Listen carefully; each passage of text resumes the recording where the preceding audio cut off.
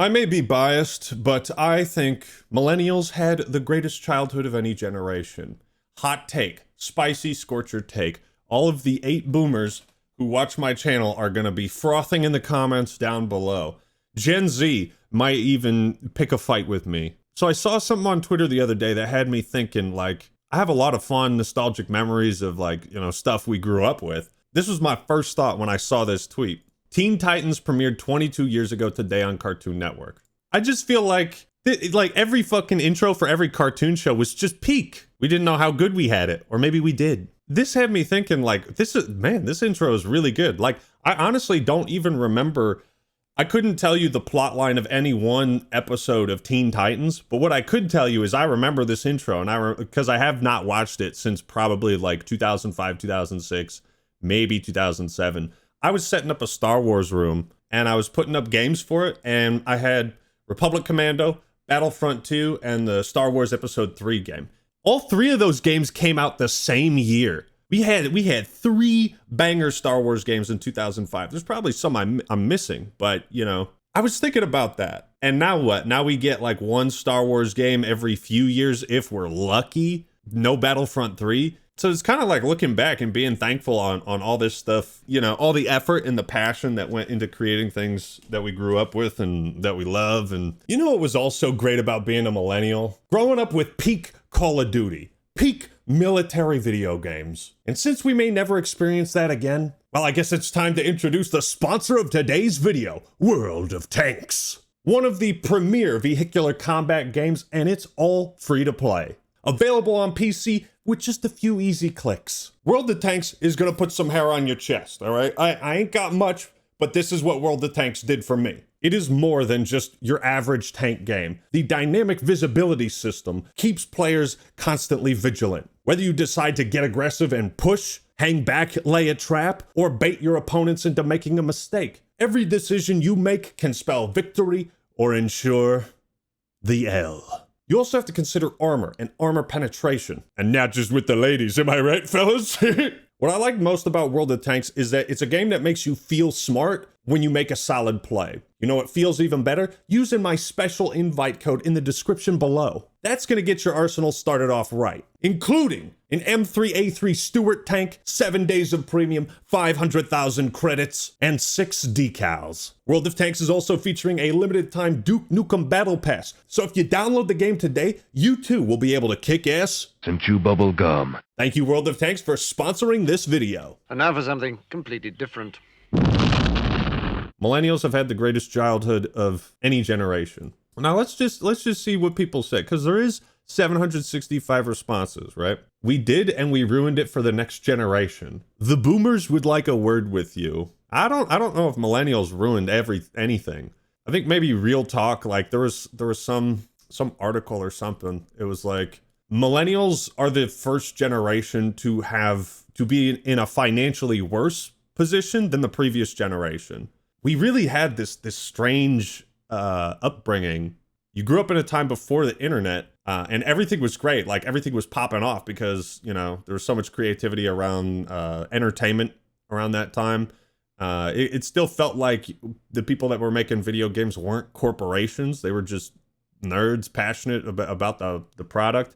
They weren't over investing into it, trying to be the next big thing. Sometimes there's just like, yeah, let's just make this. But I have a newfound appreciation for like all of the childhood cartoons. Like you go back and you watch the intro Ed, Edd and Eddy, just for an example. In 30 seconds, that intro is perfect. It establishes the personalities of the 3 main characters, right? Same with Teen Titans. All these shows, not only did they have catchy intros, but they were just great shows in and of themselves. Gen Z 22 years ago wouldn't be us millennials watching this. Maybe I was just one of the cool kids because I was still watching Teen Titans, Kids Next Door, Ed, Edd and Eddy when I was in 5th grade, which would have been 2005 or 2006 for me. Now, apparently the cutoff date for millennial years, the cutoff date is 96. Generations are weird because I feel like if you were born in the 80s, that's like Gen X. I still qualify as a millennial.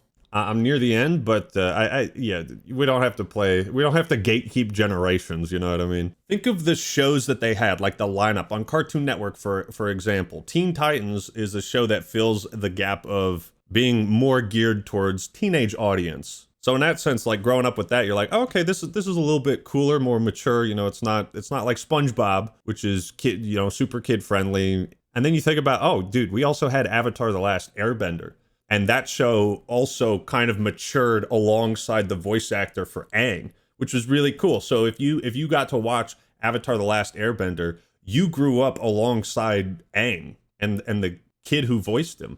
I'm Zach Tyler Eisen, and I'm the voice of Aang on Avatar. Stuff like that I just been thinking about. You know, I just kind of wanted to make a video rambling about you know, looking back on my life. But you know, I think it's nice to look back and be like, oh, you know, we really did have it good, and not necessarily use that as a way to be like, we had it so good and now everything is shit, everything's awful now. Nah, just like appreciate the childhood. Nothing like eating some Gushers while watching Rocket Power. As far as I know, Rocket Power could, like, if I were to watch it today, it might not, it could be a totally dog shit show. I don't remember much of it because so much has changed since the last time I saw it, right? But I just remember the intro for that one being like, yo, dude, they're skateboarding and they're surfing and bam, bam, bam, bam, bam, bam, bam, bam. I do remember the woogity, woogity, woogity. And it feels like Rocket Power was a show that tried to be cool and somehow still was. Most things that try to be cool end up defeating their intentions, if that makes sense. Oh, dude, and that, like Grim Adventures of Billy and Mandy was also really, really funny, but at times could be slightly dark. Courage the Cowardly Dog. There was just every show I felt like on the air back in the early 2000s, and like almost all of them were bangers. And the ones that weren't like quickly faded into the void. They're really, I don't remember like too many flop shows back then. I could be wrong. Jez says, just don't tell them what adulthood would be like. True. It's part of the reason I like going back. Nostalgia never goes out of style because, you know, going back and maybe rewatching some episodes of these old shows, it's a way to kind of escape your own life responsibilities, you know? People are like, man, grow up. You're an adult. First off, I made this my job. You know what I mean? That's number one. Number two, what's wrong with going back and being like, wow, this was a really happy time in my life. That's great. I appreciate it. Grow up. You're supposed to be miserable. Move out when you're 18, struggle to own a one-bedroom apartment. And you know, you're supposed to be struggling right now. You can't be happy. So I do find it funny when you get those kind of like, well, you're still dwelling on this. Grow up. Getting the best online and offline experiences. Yes, that was huge. That was huge, dude. Because I mean, as far as like experiencing the internet, you know, I was born in '94. So only like my parents and my brother could figure it out, but I couldn't because I think we still had dial-up, right? So if you called people, internet wouldn't work. So it still wasn't quite all the way there. Whereas today, you know, kids, like everyone has a mobile internet device in their pocket, like almost everyone. It's so easily accessible. And because it was because it was harder to figure out in the earlier days, it meant like, okay, yeah, like we're going to go outside and play. And then days when it was like raining, pouring, shitty weather, you know, we don't want to play outside. Like we'd go inside and then play RuneScape, right? But now imagine if you're a kid now, everyone could just play RuneScape on their phone.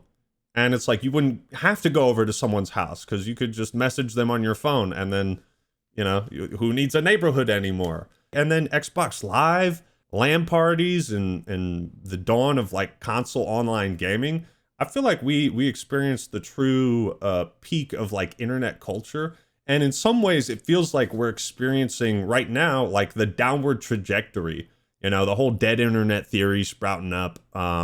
Just kind of the ecosystem where everyone's trying to make as much money as possible. There's so many online grifts, you know, people begging for money. And I mean, I suppose they were doing that back in the day too, but maybe it wasn't as bad or as prevalent, right? There's no soul or creativity in these new shows nowadays. Blessed to have grown up with great cartoons and anime. I mean, thinking about, well, what shows do kids today have? They had Adventure Time, which was pretty good. I remember watching the pilot episode, I think in my mid-teens and thinking, okay, this is still kind of funny. Like I would probably watch this if I was a kid. I feel like kids nowadays, they have, for every amazing, awesome show we had as millennials growing up, they maybe have like 15 to 20% of what we used to have. It was peak. It was peak. You also got to be careful of your own biases because we have our own rose-tinted nostalgia glasses on. I'm sure there's still some great kids shows that we just can't relate to because we're old sacks of shit. But I think there is some truth that so much is like it's like everything is treated as a commodity nowadays. Like everyone's trying to make money. It's like SpongeBob was inspired by Steven Hillenburg's love for ocean creatures. Obviously, SpongeBob is a comedy, but it really was inspired by me liking marine science. What are some of these other shows inspired by? What does it feel like they're inspired by? You know, Teen Titans is like, well, what if, you know, these superheroes were like teenagers? Teen Titans, it's in the title. Ed, Ed, and Eddie. What's it like growing up in a neighborhood with a bunch of kids? Easy concept.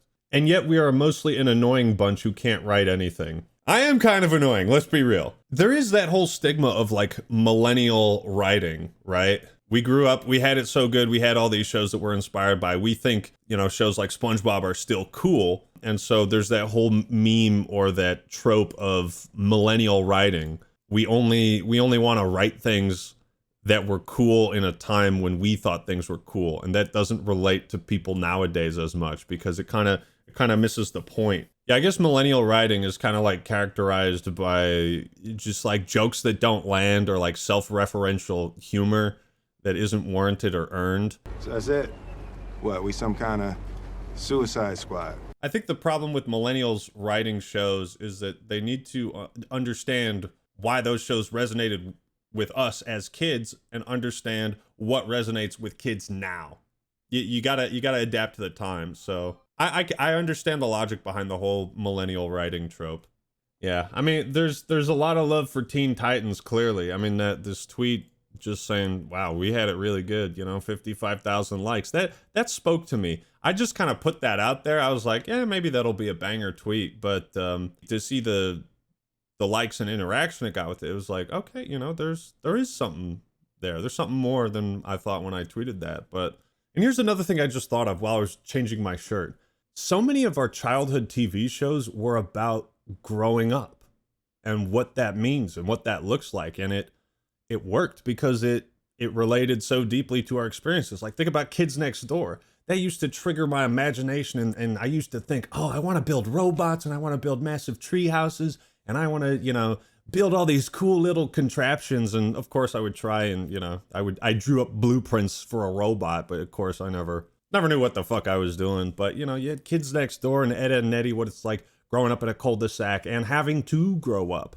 You know, SpongeBob's original ending with the movie was SpongeBob becoming an adult, but realizing that he didn't have to grow up and that he was never too old to still be a kid. I think that, looking back, that is one powerful fucking message to leave the show on, right? And now you look at SpongeBob now, and it's like, it ain't the same. Season 4 has some good episodes, but for the most part, it's like what happened to The Simpsons, you know? Thinking about that as the original ending point, that kind of like encapsulates the millennial generation, you know? Is like, that was the last message SpongeBob wanted to give us before we transitioned into, you know, young adults with jobs and spouses, girlfriends, friends, family, loved ones, all these responsibilities. The last message is, it's okay to be a goofy goober. Sorry, I had to add this bit in. It felt right. Just wanted to rant about how good we had it as kids, or at least my childhood was pretty good. Thanks to World of Tanks for sponsoring this video. Don't forget to click that link in the description. Download the game today. Thank you all for watching. Hope you enjoyed the video. Leave a like if you did, and subscribe to Actman TV for more awesome content. Don't forget to leave your millennial life experience in the comments below if you so choose. All right, everyone, that's all I got for today. This is the Actman signing out. Peace.